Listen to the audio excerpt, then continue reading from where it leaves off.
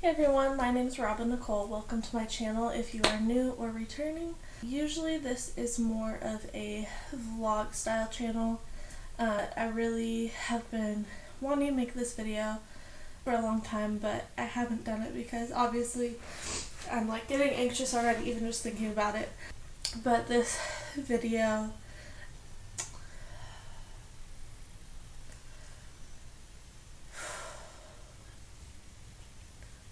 is something very personal to me, and I want to share my story in hopes that maybe somehow it can help someone else who is maybe going through something similar, just to know that they're not alone. And I mean, you guys can already tell by the title of the video what this is about. I'm going to be talking to you guys about kind of my concussion story and my journey, and I'm sorry. Obviously, I get very anxious even just thinking about it. But I just want to be real and open and honest with you guys. I'm probably going to say a lot of stuff to the camera that I'll probably get rid of in editing. But yeah, I just want to be real with you guys and hope that maybe this can help someone. I'm not doing this for you guys to like pity me or feel sorry for me. And that is not my intention at all. And yeah, this is really something that I've been wanting to share since I started this channel, and I just haven't been able to sit down and do it because it does make me so anxious. But I made a lot of notes on my phone so that way I can make sure that I kind of like help me to stay in chronological order of like how everything happened. I am a chronic headache and migraine sufferer. I have had a headache 24/7, 365 since October 2010.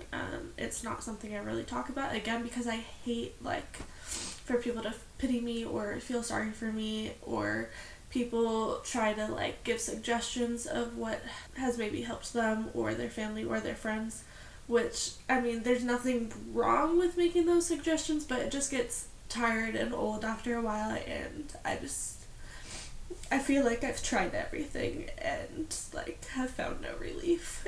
I mean, I could make a whole separate video just about that, but I don't want to go into too much detail. But just a little backstory here. I am a chronic headache and migraine sufferer, and yeah, I've been dealing with that for going on almost 9 years now. So in 2016, in July, I moved to South Carolina. I'm originally from the greater Seattle area, and I originally moved here for grad school. I was going to a seminary, and I was working towards getting my master in divinity. I wanted to go into the Air Force as a chaplain. So when I got, at the time of my concussion, so I moved here in late July, like the last week of July, late July, early August, and I got my concussion in September.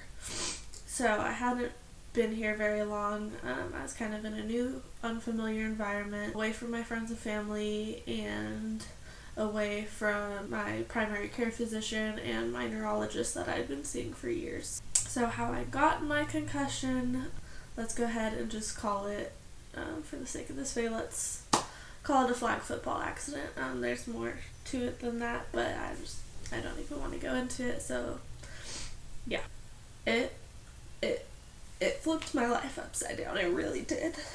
Flag football accident, and the next day I woke up and I had a headache that was worse than my normal headache, but I didn't really think too much of it because I have chronic headaches and migraines, so didn't really think much of it. But later on in the day I decided, you know what, like, I'm really not doing good. Like, I was, you know, I had a bad migraine, I was like throwing up, I was just not doing well at all.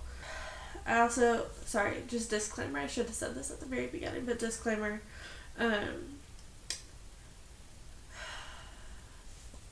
because of my traumatic brain injury, my memories are kind of unreliable. everything prior to about March 2017, everything in my life prior to that, what little memories I still have, they almost are like, you know, when you wake up from a dream and you're like trying to remember your dream, but like you can't remember all the details. And I feel like a lot of my memories aren't really memories. It's things that perhaps I've made up in my mind to like make sense of my world. And you know like when you see a picture of someone, like, okay, here's a good example. Grandparents on my dad's side like died when I was really little. Like, I don't really have any memories of them, but like I know what they look like because I've seen pictures of them, type of a thing, right? That's kind of how all of my memories are before February, March, like late February, early March 2017. Everything is either like waking up from a dream and it's all a blur and like there's details missing and I can't remember everything, or I'm not even sure if my memories are really mine, or if it's like because other people have told me stories, or my memories are just unreliable. What I am telling you guys is either stuff that I remember because other people have told me this happened, or it might not even be real, but might be things that I've just constructed in my own mind to make sense of my current reality. What I remember or think I remember is, so the next day, finally at the end of the day, I realized like this is more than just my usual headache. Something is wrong. I took a hard hit yesterday and I think I might have a concussion. I need to go get checked out. So one of my roommates at the time, she drove me to urgent care. And at urgent care, the one we specifically went to that one because my roommate knew that they had a radiologist there. But their radiologist was not in on the day that we went. And so urgent care sent me over to the ER. I'm not going to say what hospital because, well, you guys will see. I have some kind of negative things to say about them and I don't want to like totally throw them under the bus. So yeah, I'm not going to say what hospital I went to, but the urgent care sent me over to this hospital to get a CT scan. And they had offered to call an ambulance and I was like, no, like I can't afford that. My roommate's out in the lobby waiting for me anyways, like I'll just have her drive me over there. So urgent care called the hospital and told them that I was coming. The hospital I went to is a trauma 1 hospital, means that they get all the like really, really, really bad trauma patients, and they had a helicopter bringing patients in from a really bad wreck at the time that we got there. So I think we were in the waiting room for at least 5 hours before we even got to go back to a room, and then even there was hours before we actually got to see a doctor. The first doctor I saw came in, asked me a few questions, basically like I feel like they kind of like accused me of going in and just being like a drug addict and like trying to get pain medications type of a thing, and didn't really even do any kind of real exam or anything, and just kind of brushed it off as like, oh, you're just here for drugs type of a thing, you know, with the whole opioid crisis and everything. And I'm like, no, like that's not why I'm here at all. And that is a huge problem that I think everyone with chronic pain type conditions deals with in the health industry, is because there are people who abuse the system, and it makes it really hard for those of us who actually need help to get it. And luckily it was around a staff change, crew swap when that happened. So I actually was able to get another doctor in and get a second opinion. And this doctor actually checked me out. This guy, you know, took out his pen light and checked my pupils and had me get up and try and walk in a straight line, which I could not do at all. I could not like stand without like teetering and wobbling, and I was so dizzy and so nauseous. And so this doctor, what he did is he gave me some medicine for the nausea, and he gave me like a shot in my thigh for the pain, and then he said he didn't want to do the CT scan because of my age and not wanting to expose me to radiation, especially with a strong history of cancer in my family. He didn't want to do that, which in some ways I get it, in other ways it's really frustrating because everything he did, I could have had that done over at urgent care. So that was really frustrating for me. I went home, and the next few months really were hell. I was dizzy all the time. I was nauseous all the time. My anxiety was through the roof. I was struggling with depression. Just all kinds of stuff that go along with all that. I found a primary care physician here, and she had helped me get onto the medications to deal with the pain and the nausea and the vertigo, and so I saw her a few times, and things just were not getting better. And one night the pain was so bad that I was like, no, I can't do this. I need to go back to the hospital. And of course, during this time, I was in grad school, and I was trying to study and keep up with my classes, and again, memory problems. At that point of time, basically all of my long-term memories were gone, and the short-term memory wasn't all there either, which makes life difficult in general, but especially when you're a graduate student and you're trying to study. And it was so bad that at one point I had to write a paper for a class, and I had typed it out, and I remember looking at the piece of paper before handing it in to my professor and realizing nothing on the page was actually even real words or sentences. And my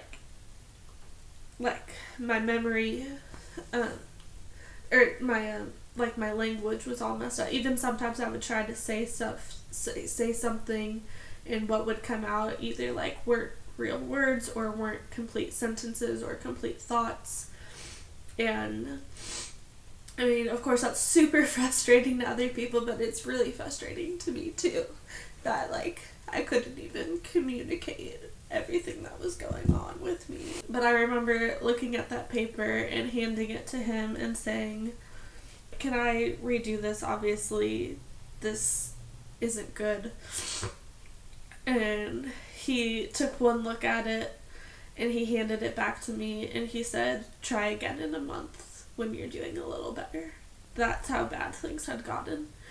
And so one night I really was just not doing well at all. I asked a friend to take me back to the hospital, and while I was there they gave me what they call a migraine cocktail.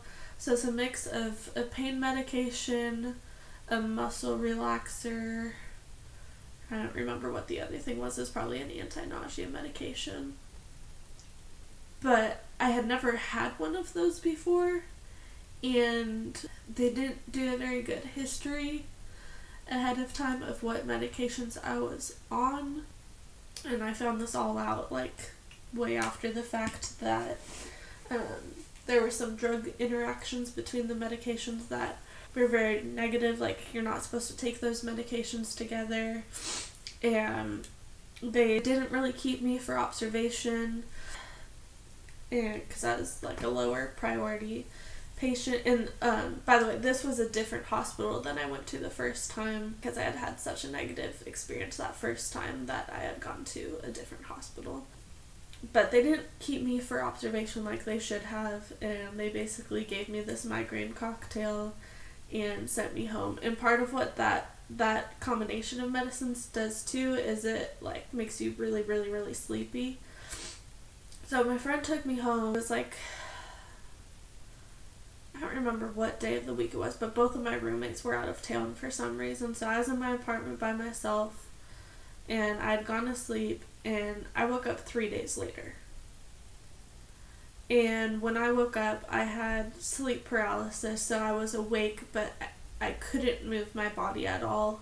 And looking back on it now, it was probably because of that muscle relaxer. At the time, I just woke up and I couldn't move. And I remember wanting to scream for help, but I couldn't even open my mouth. And even if I did, I knew there was no one else home. And I just remember being so scared and thinking, like, I'm gonna die here. And I tried a couple times to go back to sleep, and every time I woke up, I still couldn't move. And I tried that a few times. And then after a while, I finally gathered up enough strength to, like, fling myself over enough to, like, grab my phone. And I probably should have called 911 at that point, but I called my friend and said, I need to go back to the hospital. And I remember at that point thinking, like, I'm going to be in a wheelchair for the rest of my life. Like, I was just so weak. And obviously I had been asleep for 3 days. I was extremely dehydrated. After, really taking all my strength, I was very, very dizzy, and I, like, threw up as soon as I got up, but I was able to get up, and my friend took me back to the hospital, and of course they said I was extremely dehydrated, and I was like, well, yeah, of course I am. First doctor I saw, and it was, like, super, super early in the morning this time that we went. And the first doctor I saw in this hospital we went to was the same one that I had been to 3 days before. So they said that they were going to give me 2 bags of IV fluids because I was so dehydrated. So they gave me the first bag, and, like, I don't really remember it. I think I'd just fallen asleep while that was going, and I remember them waking me up. And they tried to get me to get up and go to the bathroom, and I still couldn't go to the bathroom because I was so dehydrated. There just weren't enough fluids in my body for my body to be able to release anything. But again, it was another staff change at the hospital. New doctor came in, and the second doctor said, no, you've already had 1 bag of IV fluid, you're discharged. And he discharged me, even though I probably really needed more fluids. And at that point, that doctor told me, you have 2 options here. You can finish out the rest. So this was the end of October when this happened, and he said you can try and finish out the rest of the semester and then, like, take it super easy during, like, Christmas break and just, like, lay in a dark room and not do anything at all. And you might be okay to go back to school in January. But what I really think you need to do is drop out now, because the thing about traumatic brain injuries is when you add stress on top of that, and, like, grad school is very stressful, and especially because I had just moved across the country, didn't really know anyone, was in a totally different environment, even culturally, and it was just a really stressful time in my life. When you're put in stressful situations when you already have a traumatic brain injury, not only does it make the healing process slower, but it can actually make the brain injury worse. Stress can cause physical harm in the body, and especially so when you already have a traumatic brain injury. So, and at that point too, again, so concussion happened beginning of September. This was the end of October now, and I was still, like, throwing up every day. And he told me that basically all I could have was, like, water. He told me to have Powerade, not Gatorade, because the dyes used in Gatorade can actually cause people to throw up more. So he told me to have Powerade and just, like, plain, like, crackers and, like, saltine crackers, and that's all I could have. I'm not very good about it, but I am supposed to be gluten-free, and I told him about that. And so he said, go ahead and just have, like, plain rice crackers instead, and that's all you can have until you stop throwing up. I got discharged, went to the store, got some, I already had some water bottles at home, but I think I got some more, got some Powerade, got some rice crackers, and went back home. And after that, I ended up, calling my parents and talking to them on the phone about, what I should do. Should I drop out? Should I try and continue my studies? And then had a discussion with my academics dean at my school, and we decided that the best option for me was to drop out and try to come back in January. So that's what I ended up doing. My dad came out. He flew out to South Carolina, picked me up, and flew back with me because I was just so weak and I was confused, and there's just no way I would have been able to make it home flying on my own. I probably would have got lost somewhere and not known where I was, or maybe not even who I was, and it was all just really scary. So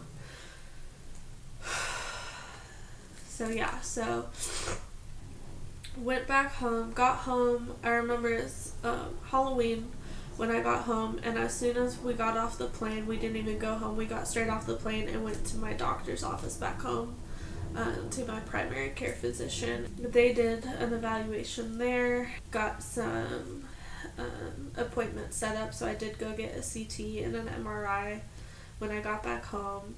Again, almost 2 full months after my concussion at this point. Let me make sure that I stay in chronological order of how things happened here. While I was home during that time, I was trying to rest my brain as much as possible. I literally laid in a bed. Again, this is just my memories. This may not be 100% accurate, but this is what I remember, is just laying in a bed in my sister's bedroom, because I don't know why I didn't stay in my bedroom, but I remember I was in my sister's bedroom with the lights off and blackout curtains and just as dark a room as possible. And the only time I got up was to go to the bathroom, to eat or get water, and to go to doctor's appointments, and that was really it. Again, chronic headache and migraine sufferer, so I did have some appointments back with my neurologist that I had been seeing for years prior to this, who had a better idea of what my baseline was prior to the concussion. And I believe my parents went with me to those appointments, and then from there she scheduled me for a bunch of appointments with the pain clinic at that hospital that she worked at. My parents still had to work during this time and stuff, so they would drive me. So I say, I grew up in Seattle. I really grew up in a very small town 45 minutes southeast of Seattle. So in the morning, when I had these appointments, we'd schedule multiple for the same day, and my parents would drop me off at a train station in the morning, and I would take a train into Seattle, and then walk from the University of Washington campus up to the University of Washington hospital clinic that I was going to. So while I was there, I did biofeedback therapy, which I had done before. I'd done that when I was in high school. And then I did EFT tapping, which has to do with pressure points in your body. And then I also did a hypnosis class. And I hated going to those classes. I do feel like they probably were helpful and definitely contributed to my healing, but I hated going because I hated taking the train by myself and then having to walk back down and take the train back out to where my parents picked me up in the evening, because my short-term and long-term memory was so bad. I was so scared that I was going to get on the train and I wasn't going to remember where I was or where I was going or why, and I was afraid that I was going to get off in the wrong place and get lost, and that was just a huge fear that I had. I had never ever taken the it was the part of the Orca transit system in Seattle, and I had never used that before prior to my concussion, so it was all very new to me. I did not grow up using public transportation at all, so it was all very new and scary and intimidating to me. Another thing while I was home is I got glasses.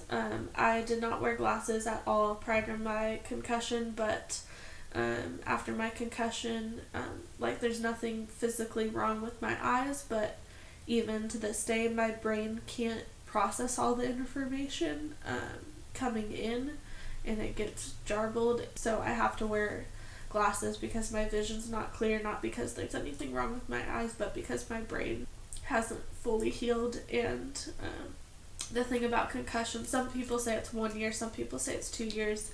Either way, I'm past that point now, but they say that within either 1 year or 2 years of your concussion, wherever your baseline is, then that's your baseline for the rest of your life. Like, there's no more healing after that point. That's as healed as your brain's gonna get. I still wear glasses because my brain just can't process the information coming in.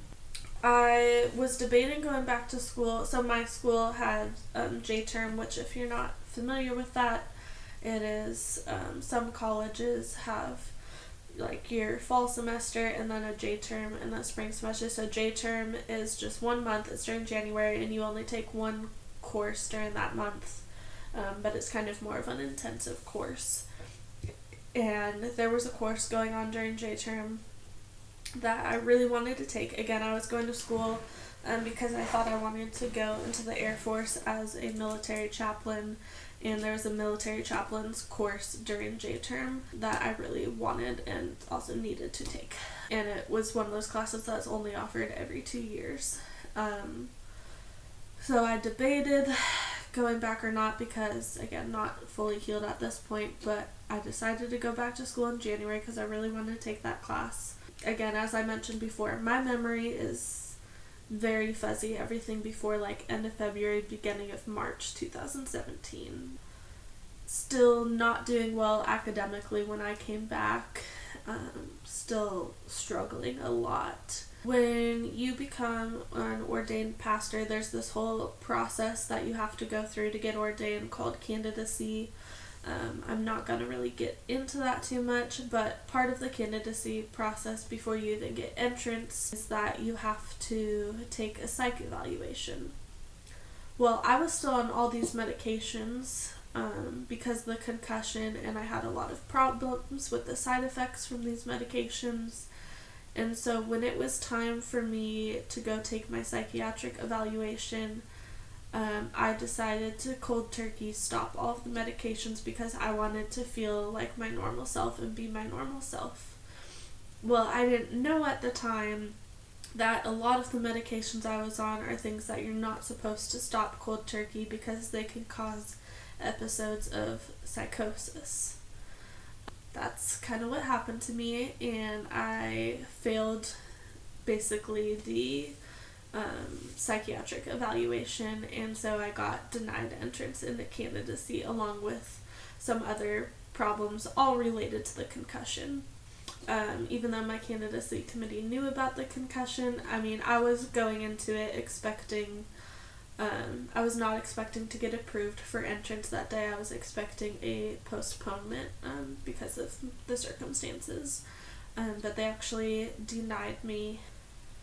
So the denomination that I was trying to get ordained in, that means that they would not ordain me. Because of that, there wasn't really any point in continuing my grad studies. Technically I could go back and I could get ordained through a different body or a different sect of Christianity, but I felt so hurt and kind of outcast by that decision that it really kind of turned me off from corporate church, which is crazy because I grew up in church my whole life. I had worked at church camps, I had worked in multiple congregations, but I was hurt, and I still am, so deeply from that, and I feel so rejected by the church and so outcast that I didn't even, and I still don't even want to try to even get ordained through a different denomination because I am so scared of being hurt and rejected again. I could make a whole nother video about that, but I don't really want to get into it too much right now. Basically, after that, there was no point in continuing grad school after that. I mean, I could still go on and get my degree, but the church body that I was trying to be ordained in, they wouldn't ordain me, and I didn't want to try going through the process again with another church body organization. I did go ahead and finish out spring semester, but then I dropped out of grad school after that, and I moved back home to Washington again. Had kind of lost my whole identity, again, don't have any clear memories prior to late February, early March, so all I really knew was being in seminary, being a grad student, knowing that I was going to go into the Air Force as a chaplain, and that was what I was going to do. There was no plan B.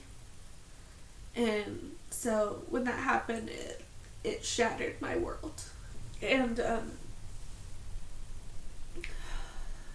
so I moved back home, and I didn't know what I was going to do with my life. I was in this unfamiliar place. I was home, but all I had known really because of the issues with my memory was South Carolina, and being back in Washington was just really hard. It was like starting over again in a new place and not knowing anyone, and I don't really talk about it because it's just really hard, but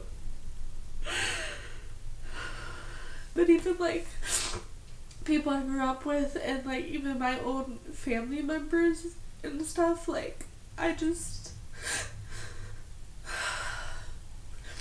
through social media and platforms like Facebook and stuff, I know who people are, as in I could put a face with a name and maybe be able to tell you my relationship with that person, say that they're a cousin or an aunt or an uncle or whatever, but all those all those childhood memories are gone. It's really hard to be around people who know who you are when you don't even know who you are, and when you don't know who they are, and trying to put on a brave face and pretend everything's normal and everything's okay, and you know them, but I don't. I really don't. And it's something that I don't talk about because it's just really hard, and so for example, even my own sister,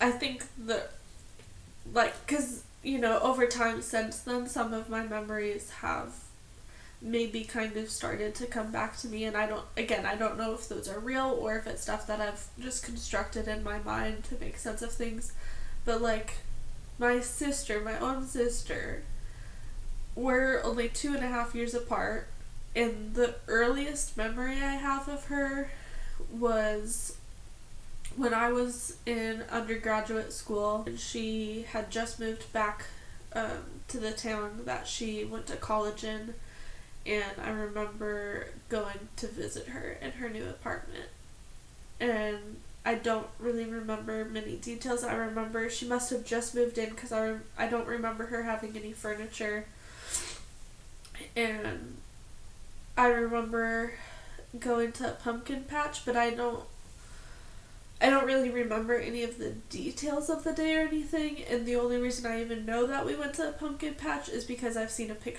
old picture of it on Facebook that pops up on my memories. And so, all those childhood memories are gone. And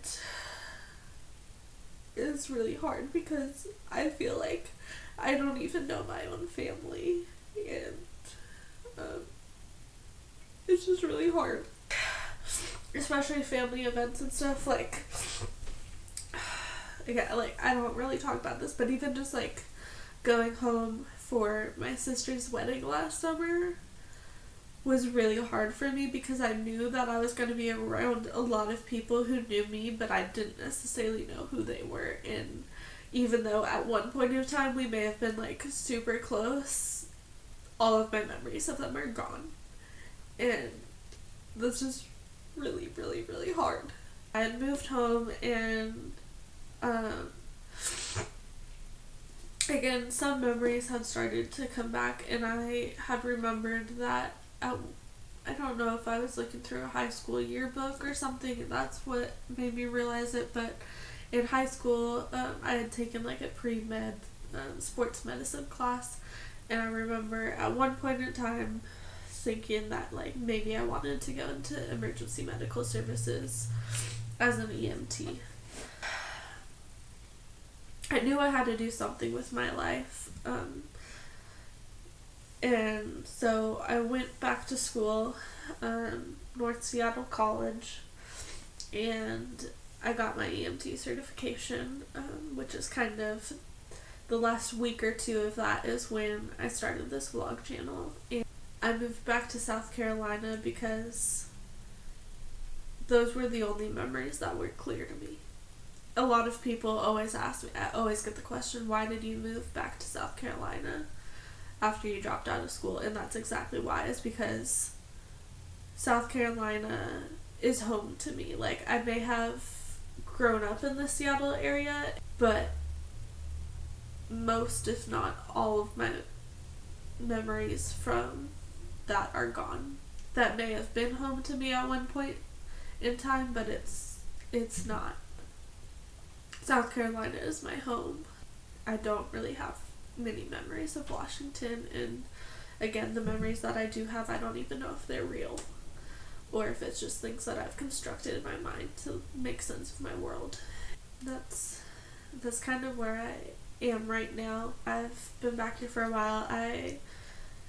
People think I have my life all together, and I don't. I am 25 years old. I have no idea what I'm doing with my life, and especially after the concussion. And I mean, I think this is normal for everyone in their 20s, but especially after having such a severe traumatic brain injury, is I'm still trying to figure out who I am and what I want in life. Still trying to figure out who I am, and a lot of people look at my life and, even my own family, they're like, wow, it's amazing that after all that you were able to rebuild, and you completely switched careers, and you moved back to South Carolina and you made it work for you, and now you have a dog and a house, and like, oh, life must be so great.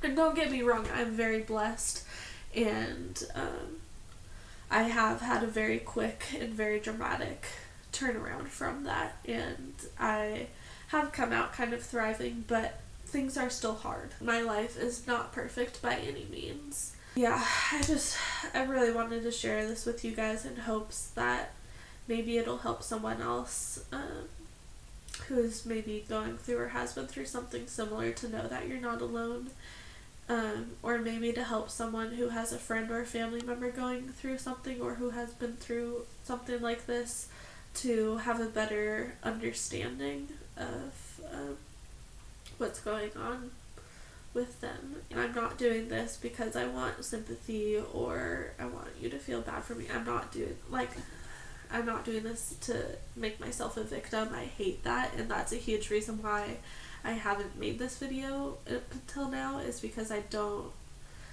want anyone to think of me as a victim. I just really hope that this video can help someone.